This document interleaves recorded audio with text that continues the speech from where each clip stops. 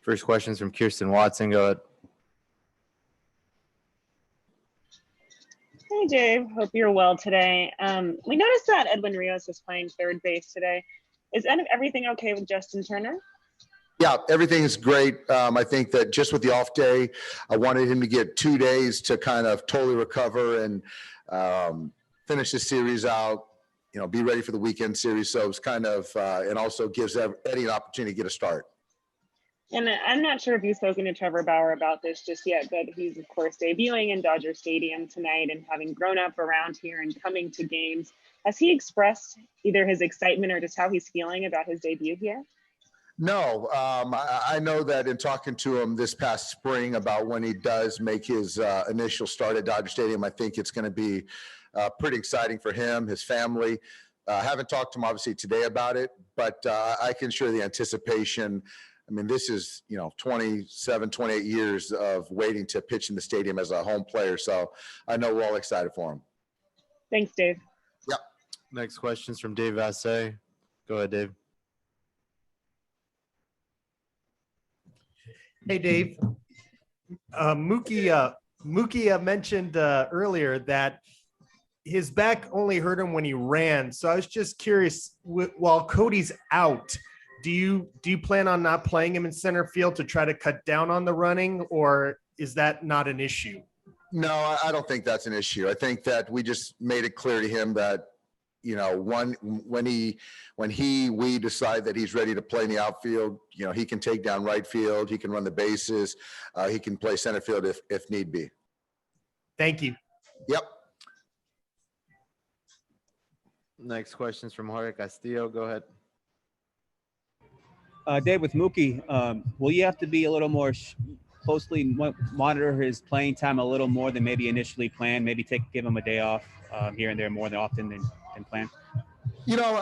I think that, right now, I haven't talked to him yet, but my thought is, what that means, we don't know yet. But, even playing 2 or 3 this series to get ready for the weekend, to kind of get his legs back under him, I think makes sense. So, potentially a start here tonight, tomorrow, give him a day off and to get him back in there. So I'll talk to him though. Is it the type of thing where maybe you don't want him to be as aggressive on the bases, whether taking a base, going first or third, as you maybe would have been prior? No, I think that, from the training staff, medical staff, I think that he feels great. So great means to me that he'll play without a governor and play the way that he knows how to play the game. And with Chris Taylor batting third, you have your slew of options to put there in that third spot.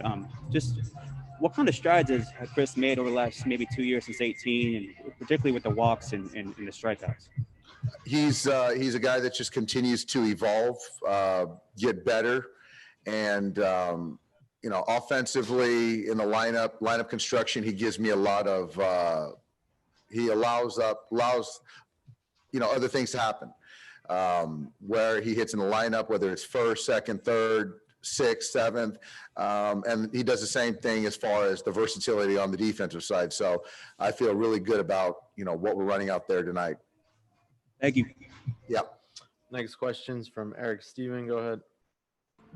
Dave, just wondering, is it easier now than maybe it was when you first started managing to convince guys to rest more? Do you have more data? What sort of went into that, evolution of this? Yeah, Eric, I just think that with anything, the more of a sample size, the more information, the more life experiences guys get as far as on the baseball field, and understanding, a day of rest here or there helps the individual player. It helps his teammate. It helps the ball club ultimately. So our guys certainly have a great understanding of that. And I've had conversations with Mookie, who's newer to our ball club, and he really understands that as well. So I think for our players to have a grasp on that certainly makes my job a lot easier and makes our ball club better. Does it help when, say, someone like Mookie or even like a Justin Turner sort of go along with the program and sort of set the tone in that regard? It does. It does. When you have the leaders in your clubhouse, buy in and understand that the goal is to keep everybody relevant so they can contribute. And also to keep everyone sharp as we finish the season out. And that's what we've done in years past, and it's worked really well. With David Price, I think it's been like 8 days since he pitched with him. Do you have to almost treat him like a starter where he has to throw in between if he doesn't throw in a while, or how has he been sort of handled in the last week or so? Yeah, David has been fantastic as far as his preparation, the teammate.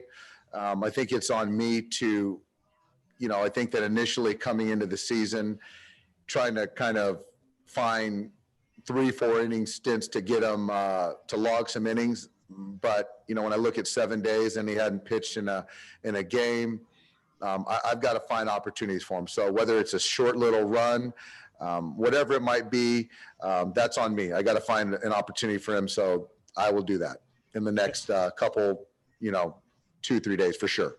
Thanks, Dave. Yeah. Next question's from Arash Medini. Go ahead. Hey, Dave. I'm the one of the sideline reporters for the Blue Jays telecast in Toronto. After you guys won last year, I was listening to your interview with the Rich Eisen show, and you said one of the cooler phone calls or messages you got after winning it all was from Cito Gaston.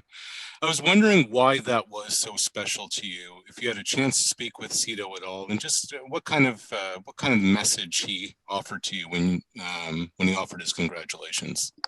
It was a huge honor. We now text back and forth, which is for me, that's quite the to have a person that I can bounce some things off of or get encouragement from.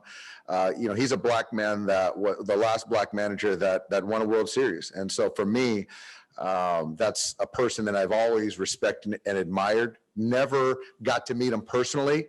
But to know that he's kind of got eyes on me and supporting me from the East Coast is really cool. And what Cito has meant to the game of baseball.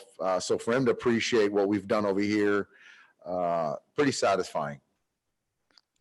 When he was here, he often talked about Jackie Robinson, and I'm just wondering, Thursday's Jackie Robinson Day again. As somebody who puts on that 42 Dodgers jersey, what kind of significance does that have for you, especially now that you wear that as a World Series champion? Yeah,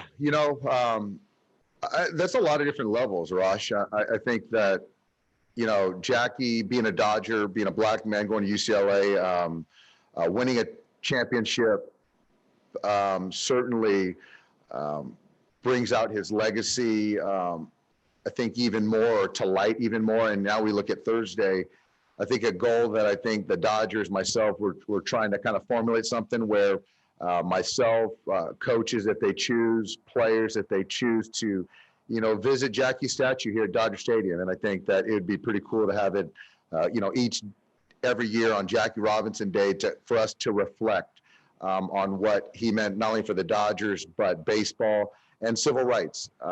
So it's a moment of reflection, gratitude, and, to really appreciate what we have now and going forward, responsibility. You have to be able to look back. And so there's no better opportunity for us than to take some time to look at his statue and kind of celebrate him in a moment on Thursday. Really appreciate the time, Dave. Thanks, man. Yeah. I got time for one more. Go ahead, Claudia. Dave, Zach McKinstry said the veterans have taken him under their wings to help him get better. What does that tell us about that core group of Dodgers and their commitment? Well, I think first, Claudia, it speaks to Zach as an individual as far as wanting to learn from very good big league ball players and wanting to get better and being open. And secondly, it speaks to the guys in the clubhouse that see a guy who's a young player that is eager, that's talented, that wants to learn. So for these guys to support him in whatever way is possible, it's only going to make the Dodgers better. So not a surprise, but certainly pleased to hear that. Thanks, Dave. Thanks, guys. everybody.